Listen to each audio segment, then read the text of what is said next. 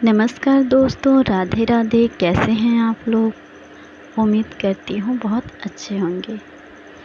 तो UGC net Sanskrit 25 code का जो है हम उसके लिए बात करेंगे, ठीक है।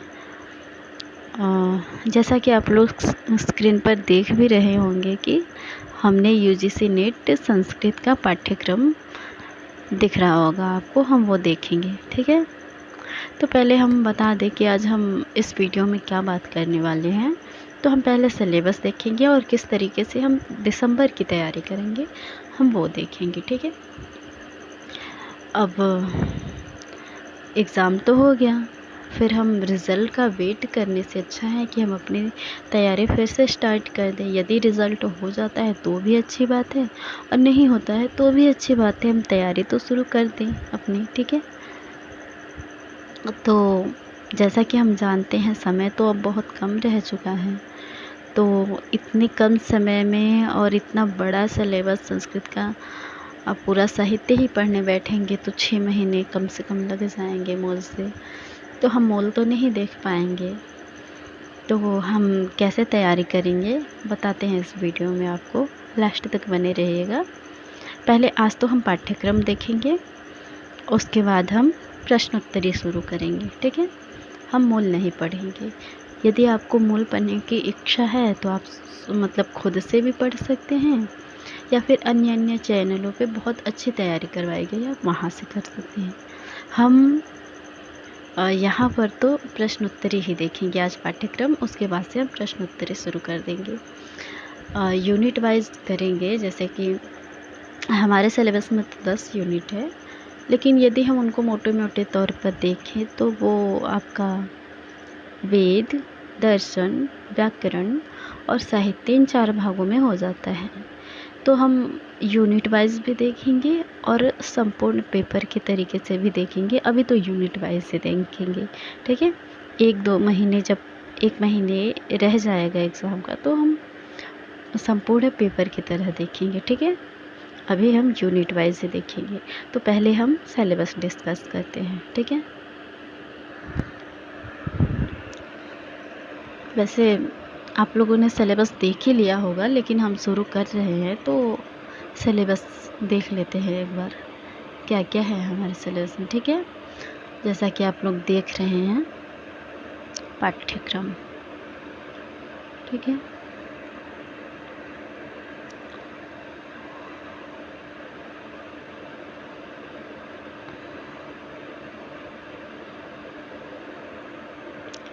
तो फिर पहला यूनिट है हमारा वैदिक इकाई, ठीक है।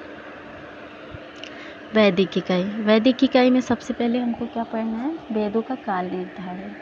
भाई हमारे कौन से विद्वान जो हैं, भारतीय विद्वान या फिर विदेशी विद्वान, उन्होंने वेदों का समय क्या माना है, ठीक है।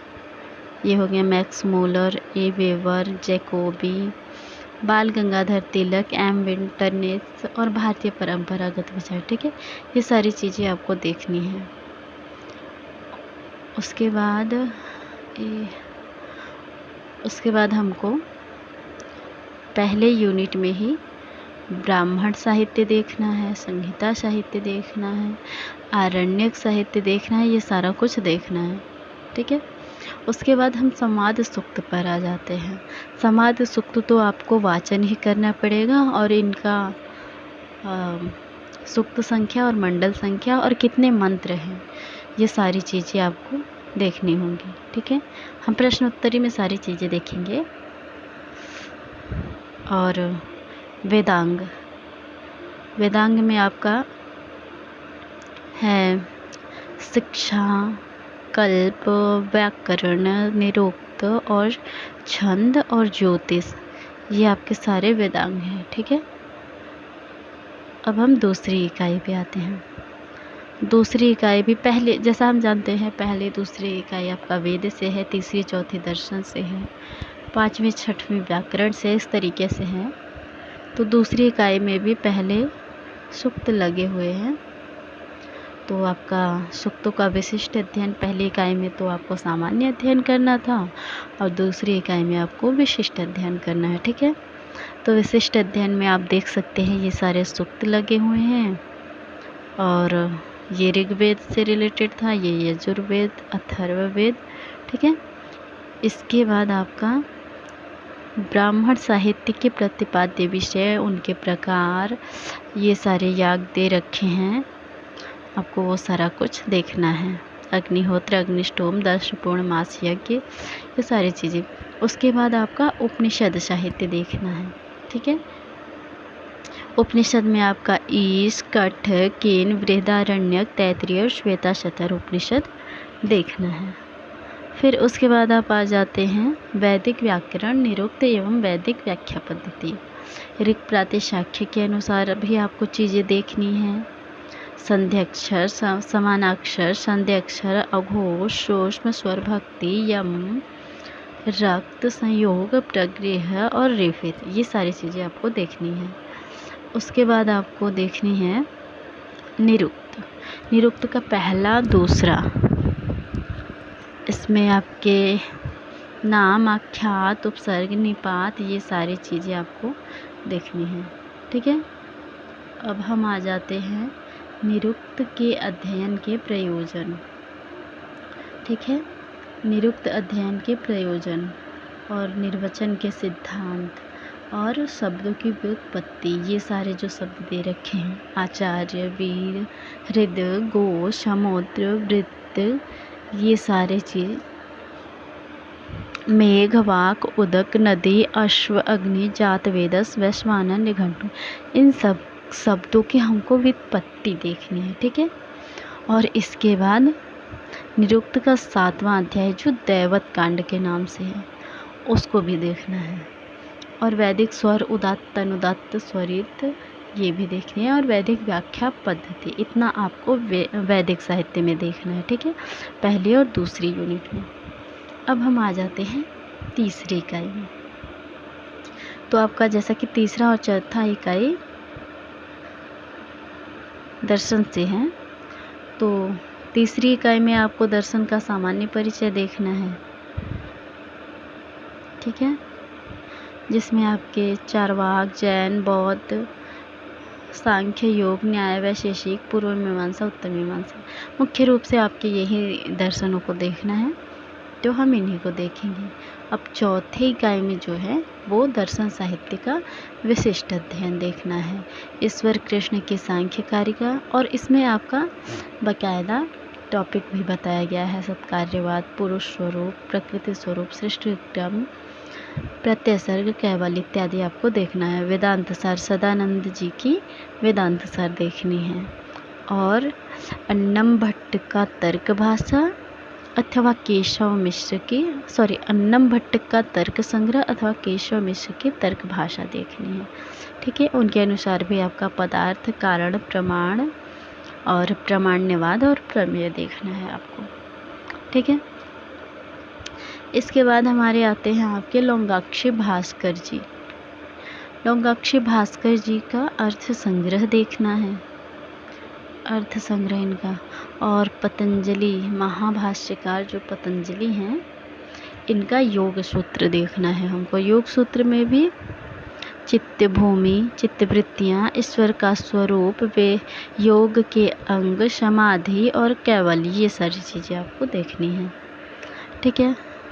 अब इसके बाद दर्शन में हमको बादरायण कृत ब्रह्मसूत्र देखना है, और विश्वनाथ पंचानन भट्टाचार्य जो हैं उनकी न्याय सिद्धांत मुक्तावली के अनुसार अनुमान खंड देखना है, और सर्वदर्शन संग्रह के अनुसार जैन मत और बौद्ध मत देखना है, ठीक है।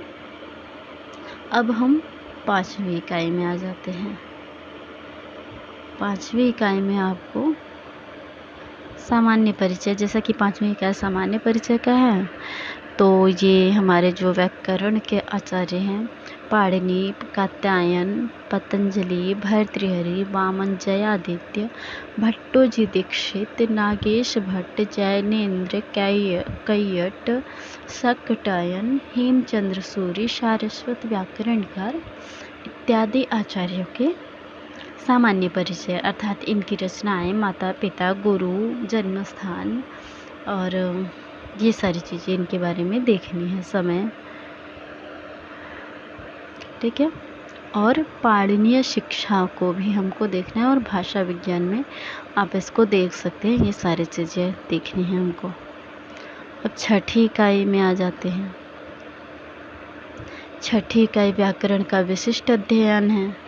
तो पहले तो जो परिभाषाएं हैं, पारिभाषिक शब्द हैं, उनकी परिभाषाएं देखनी है, जैसे संहिता, संज्ञा, संयोग, गुण, वृद्धि, प्रातिपदिक, नदी, घी, उपधा, अपृक्त, गति, पद, विभाषा, सवर्ण, टी, प्रगृह संज्ञा, सर्वनाम स्थान संज्ञा, भा संज्ञा, सर्वनाम संज्ञा और निष्ठा संज्ञा, ठीक है। तो इनको देखना है।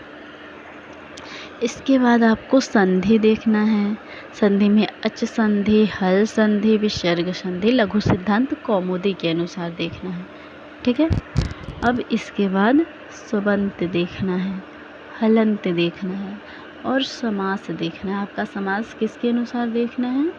तो समास भी आपका लघु सिद्धांत कौमुदी के अनुसार ही देखना है। यहाँ पे आप देख सकते हैं, लघु सिद्धांत कौमुदी के अनुसार समास आपको देखना है, ठीक है। और तद्धित देखना है, तिङंत देखना है, प्रत्ययान्त देखना है, कृदंत देखना है और स्त्री प्रत्यय, ठीक है। स्त्री प्रत्यय भी आपको लघु सिद्धांत कौमुदी के अनुसार देखना है। और कारक प्रकरण आपका जो है भट्टोजी दीक्षित जी की जो है वो सिद्धांत कौमुदी के अनुसार देखना है हम, ठीक है। इसके बाद हम आत्मनेपद और परस्मय पद पे आते हैं। ये भी हमको सिद्धांत कौमुदी के अनुसार ही देखना है, ठीक है। आत्मनेपद और परस्मय पद आपको सिद्धांत कौमुदी के अनुसार देखना है। और इसके बाद महाभाष्यकृत जो है, महाभाष्य पतंजलि की जो है, आचार्य पतंजलि जो हैं, उनका महाभाष्य देखना है। और उसमें भी जो जो विषय पढ़ना है हमको वो दे दिया गया है। शब्द की परिभाषा, शब्द एवं अर्थ का संबंध, व्याकरण के अध्ययन के उद्देश्य, व्याकरण की परिभाषा, साधु शब्द के प्रयोग का परिणाम और व्याकरण पद्धति। इतने शब्द, इतने विषय हमको पढ़ने हैं महाभाष्य में, ठीक है। अब वाक्यपदीयम, हमारे जो आचार्य भर्तृहरि हैं उनकी वाक्यपदीयम जो है, वाक्यपदीयम में 3 कांड है, तो हमको ब्रह्म कांड पढ़ना है, ठीक है। ब्रह्म कांड में भी ये विषय आपको पढ़ने हैं, ठीक है।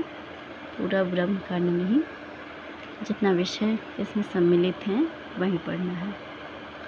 अब हम 7वीं इकाई पे आ जाते हैं, ठीक है।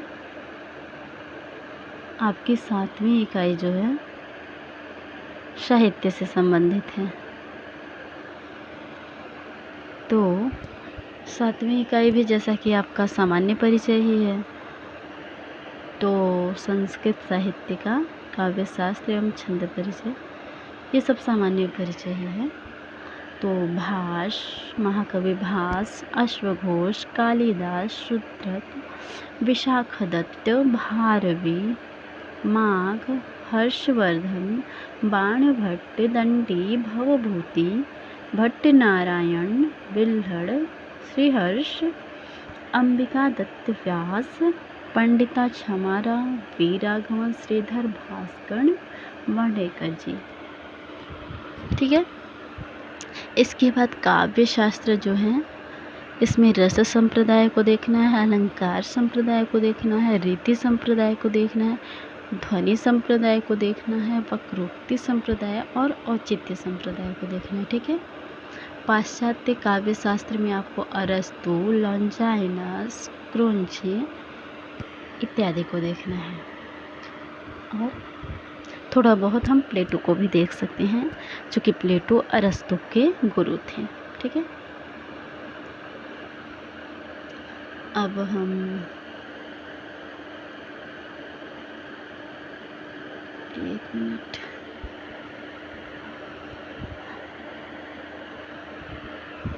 आठवीं इकाई पे आते हैं, ठीक है।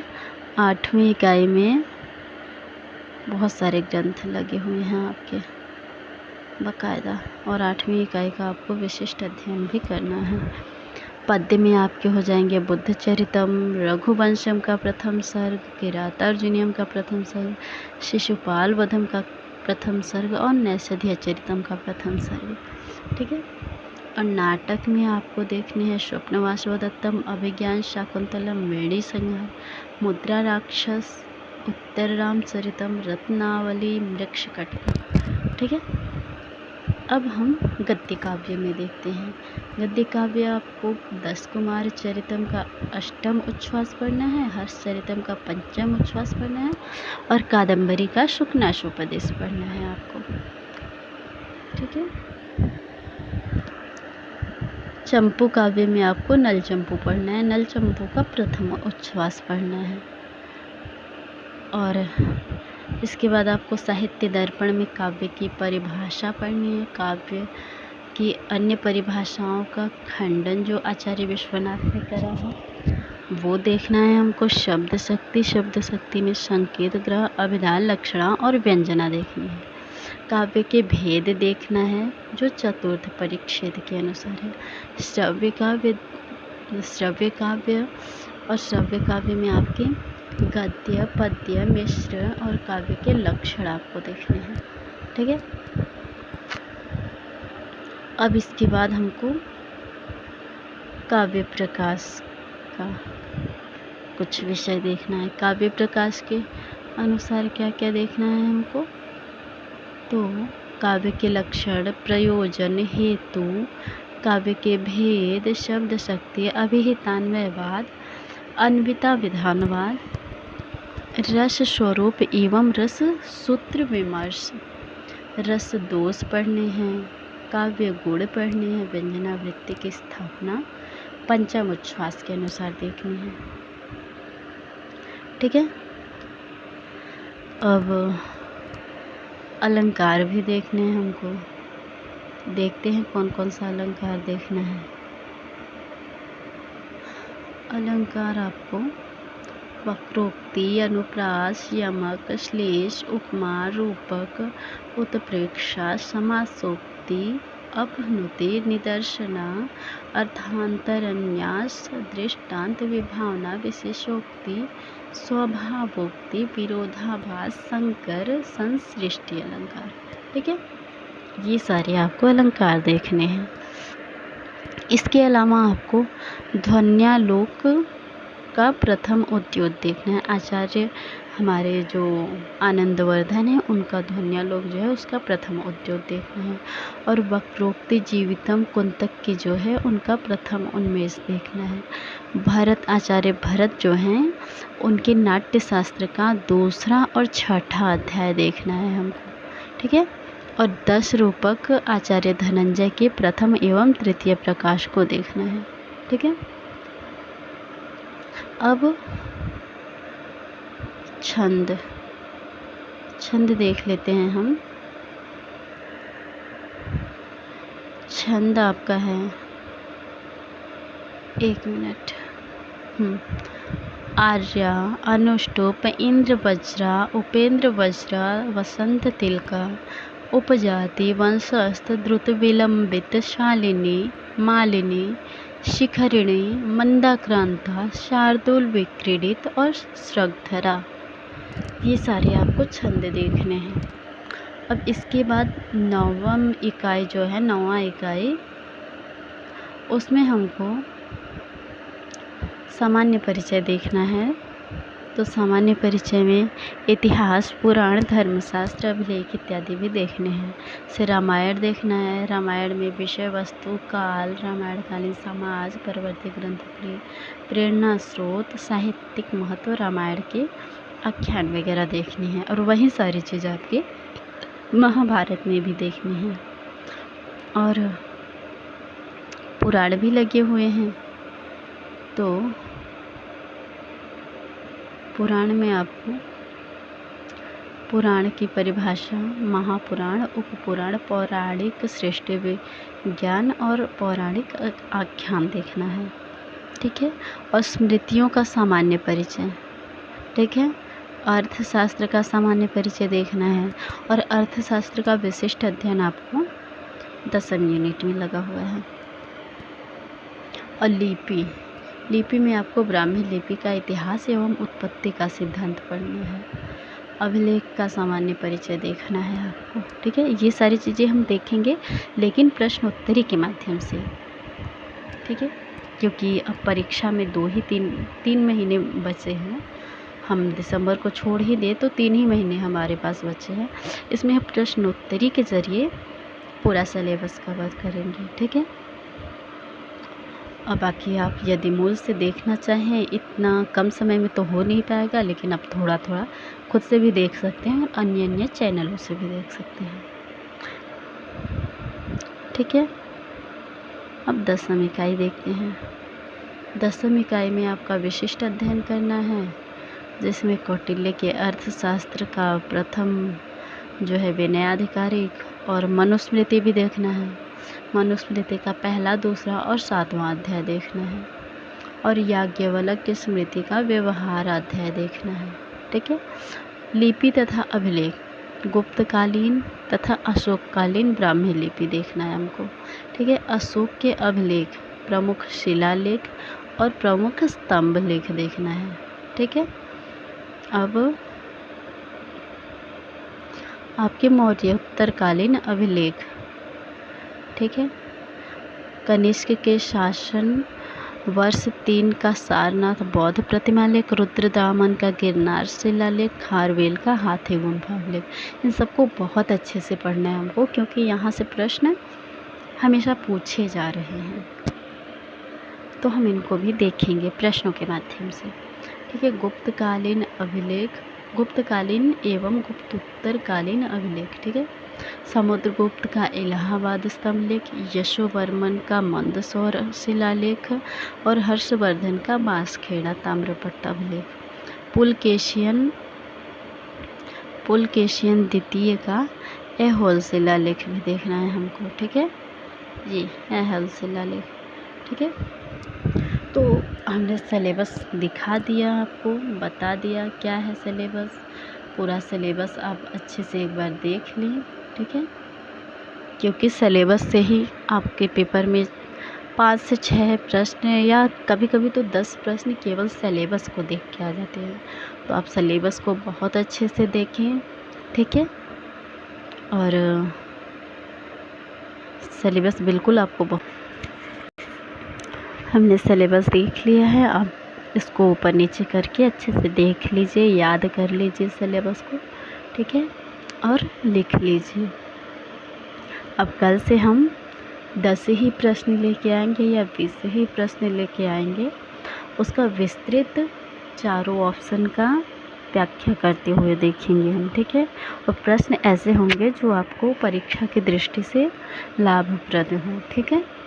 तो आप लोग यदि चाहते हैं कि आप लोगों को हमारे वीडियो रोज़ मिले, नोटिफिकेशन रोज़ मिले, तो आप लोग चैनल को सब्सक्राइब करें, लाइक करें और हाँ, कमेंट ज़रूर करें कि हमारा यह प्रयास कैसा लग रहा है आप लोगों को, ठीक है। यदि कुछ इसमें कमियां हैं तो आप लोग बताएंगे, तभी तो हम उसको सुधार करेंगे। तो कमेंट अवश्य करें, ठीक है। सुधार करने की ही दृष्टि से ही करें, लेकिन अवश्य करें, ठीक है। तो अब हम वीडियो यहीं पे समाप्त करते हैं। अब अगले दिन से आपको प्रश्नोत्तरी के साथ मिलेंगे, ठीक है। प्रश्नोत्तरी देखना ना भूलें, क्योंकि बहुत ही लाभप्रद प्रश्नोत्तरी होगी। यदि आप अभी से जुड़े रहेंगे तो दिसंबर की परीक्षा के लिए अवश्य ही आपको बहुत लाभ होगा, ठीक है। तो धन्यवाद, शुभ रात्रि।